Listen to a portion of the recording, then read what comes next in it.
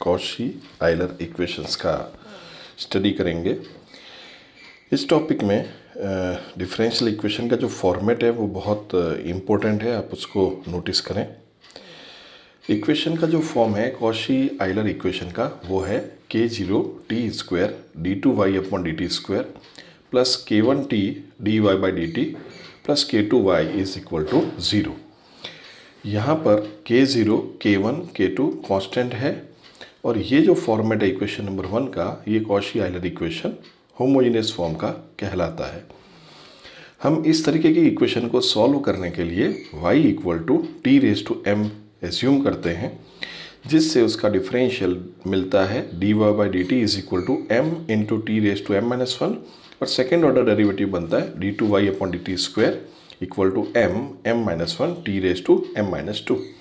तो आपने y assume किया, उसका derivative dy by D T और d2y upon D T square second order ये कैलकुलेट किया और यहाँ से हम y dy by D T और d2y upon D T square इन तीनों वैल्यूज़ को इक्वेशन नंबर 1 में रखते हैं।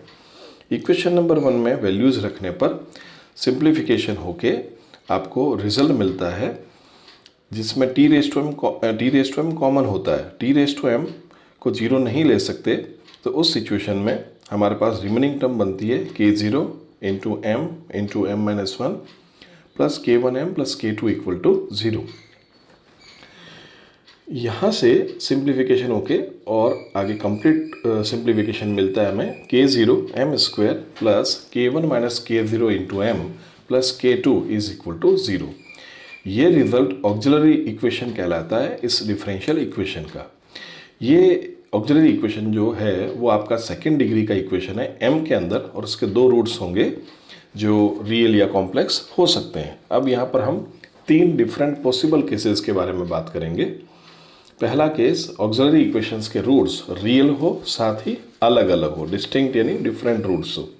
मान लीजिए m1 और m2 दो डिफरेंट रूट्स हैं इस ऑक्सिलरी इक्वेशन के, तो इस इक्वेशन का जो जनरल सॉल्यूशन होगा वो लिया जाएगा y equal to c1 into t raise to m1 plus c2 into t raise to m2। यहाँ पर c1 और c2 आर्बिट्रेरी कांस्टेंट है, तो आपको m1 m2 के वैल्यूज़ अगर रियल रूट्स की फॉर्म में मिले, अलग अलग हो, डिफरेंट हो, इस सिचुएशन में जो फॉर्मूला मैंने बोला है y equal to c1 into t raise to m1 plus c2 into t raise to m2, ये फॉर्मूला आपको एज इट इज़ याद रखना है और m1 m2 की वैल्यू यहाँ पर रखनी है जो भी आपकी न्यूमेरिकल प्रॉब्लम हो।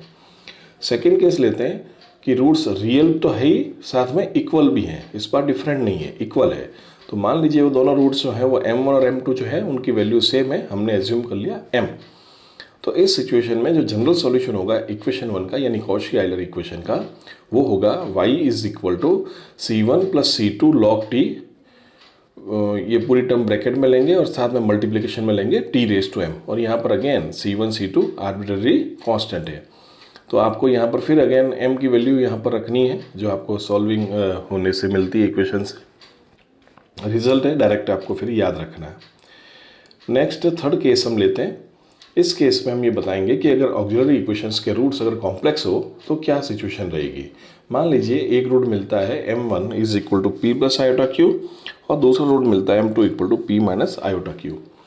तो ये जो दो अलग अलग रूट्स हैं जो इमेजरी भी हैं, तो इसका जनरल सॉल्यूशन लिया जाएगा y equal to T raise to p with bracket c1 cos q log t plus c2 sin q log t।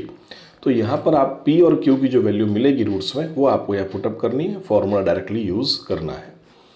चलिए हम एक एग्जांपल लेते हैं। इसमें पहले क्वेश्चन देखें, example 1, t square into d two Y upon D T square minus 2t dy by D t plus 2y equal to 0। दिए गए डिफरेंशियल इक्वेशन को आप इक्वेशन नंबर 1 बोल दें। सॉल्यूशन निकालने के लिए जो हमने मेथड डिस्कस किया था अभी, वही हम टेक्निक यूज़ करेंगे।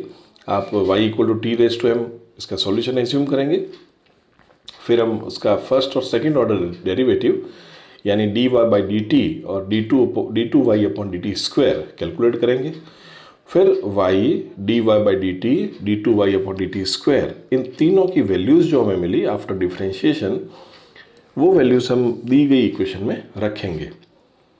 तो देखिए वैल्यू रखने पे ये सिचुएशन बनती है जिसमें आप देख रहे हैं कि t raise to m simplify होके फिर बाहर कॉमन निकलता है, क्योंकि जैसे फर्स्ट टर्म में देखें टी की पावर 2 दिख रही है, तो वहीं आगे उसी के मल्टीप्लिकेशन में टी की पावर में m माइनस 2 भी है, तो 2 माइनस 2 0 हो जाएगा और केवल टी रेज टू एम तीनों ही टर्म में कॉमन मिलेगा। तो इसके बाद जो रिमेनिंग टर्म बनती है उनको हम सिंप्लीफाई कर लेते हैं m की फॉर्म में। तो हमें फाइनली जब जो रिजल्ट मिलेगा वो टी रेज टू एम के साथ मल्टीप्लिकेशन में आएगा, लेकिन टी रेज टू एम हमारा एज्यूम सॉल्यूशन, उसको हम जीरो नहीं ले सकते। तो हमारा m का इक्वेशन बनेगा m square minus 3m plus 2। इसको फैक्टराइज करें तो m की वैल्यू मिलेगी 1 एंड 2। ये 1 और 2 दोनों रियल और डिफरेंट वैल्यूज़ हैं, ऑक्सिलरी इक्वेशंस के रूट्स हैं। तो इस सिचुएशन में जो जनरल सॉल्यूशन बनेगा इस डिफरेंशियल इक्वेशन का वो होगा y equal to c1t plus c2t square, यानी आपके पास t की पावर में एक बार 1 रखना है, एक बार t की पावर में 2 रखना है। तो ये कंप्लीट सॉल्यूशन आपका डिफरेंशियल इक्वेशन का बनेगा। सेकंड क्वेश्चन में ऐसे ही सिमिलर फॉर्म में एक और अनदर प्रॉब्लम देख रहे हैं जिसके रूट्स की कैटेगरी पर डिपेंड करेगा question. T square d two Y upon D T square plus 5t dy by D t plus 4y equal to 0। ये डिफरेंशियल इक्वेशन हम लिखकर उसको इक्वेशन नंबर 1 मार्क करेंगे। फिर हम इस इक्वेशन 1 का सॉल्यूशन एज्यूम करेंगे as usual y equal to T raise to M. हम उसका डेरिवेटिव निकालेंगे dy बाई डी टी और second order D two Y upon D T square. ये दोनों y dy by D T और D two Y upon D T square, ये तीनों values हम दी गई इक्वेशन नंबर 1 जो क्वेश्चन है उसमें रखेंगे। उसमें रखने से हम देखेंगे कि अगेन t की पावर में जो टर्म्स हैं वो कुछ कैंसिल आउट होती है, लेकिन t raise to m common बनता है। T raise to m common रह जाता है और उसके साथ कुछ टर्म्स और बनती हैं। फिर हम देखते हैं टी रेज टू एम को हम जीरो नहीं ले सकते क्योंकि वो अपना सॉल्यूशन एज्यूम किया हुआ है, तो उसका मल्टीपल जीरो होगा। यहाँ पर m की टर्म में जो मल्टीपल मिलता है वो मिलता है सिंप्लीफिकेशन होने के बाद m square plus 4m plus 4 equal to 0, यानी फैक्टराइज करें तो ये m प्लस 2 का होल स्क्वायर 0 देता है, यानी m की वैल्यू -2 एंड -2। ये दो वैल्यूज मिलती है जो दोनों ही सेम वैल्यूज हैं। तो ये ऑक्सिलरी केस का जो रूट्स बनता है एक अलग केस वो बनता है roots are real and equal. इस सिचुएशन में जो हमने फॉर्मूला कंसिडर किया था वो था आपका c1 plus c2 log t के साथ में t की पावर m था। यहाँ पर m की वैल्यू -2 है, तो माइनस होने से वो टर्म नीचे आ जाएगा और फाइनली बनेगा c1 plus c2 log t और अपॉन में टी स्क्वायर। ये जो एग्जांपल्स हैं आपके, इसको आप अगर देखेंगे तो ये रूट्स के ऊपर डिपेंड कर रहा है कि कौन सी कैटेगरी के रूट्स बनते हैं, और उससे हम जो फॉर्मूला हमने याद किया है वो हम डायरेक्टली फिर अप्लाई करेंगे। और आगे का जो पार्ट है वो आप टी रेज टू एम जो एज्यूम करते हैं वो आप सभी में देख रहे हैं कॉमन है सॉल्यूशन, उसको हम रख कर सॉल्व करेंगे और इस तरीके से कंप्लीट कर पाएंगे। तो ये टेक्निक है कॉची एलर इक्वेशंस की, जो होमोजेनियस फॉर्म का पार्ट इसलिए बोल रहा हूँ क्योंकि इक्वल टू 0 है।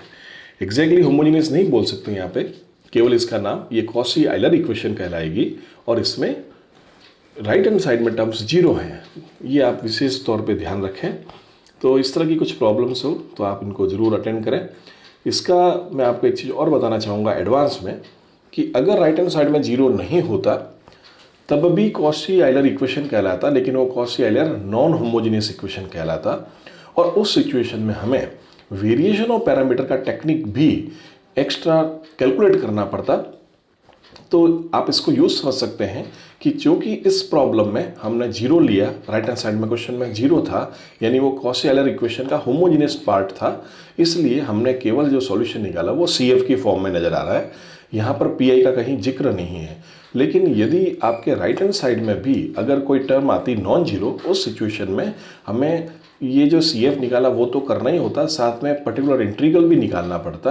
और वो निकालने के लिए यहाँ पर वेरिएशन ऑफ पैरामीटर का टेक्निक जो आपने पढ़ा है, जो एक लेंदी टेक्निक था, वो हमें अप्लाई करना पड़ता।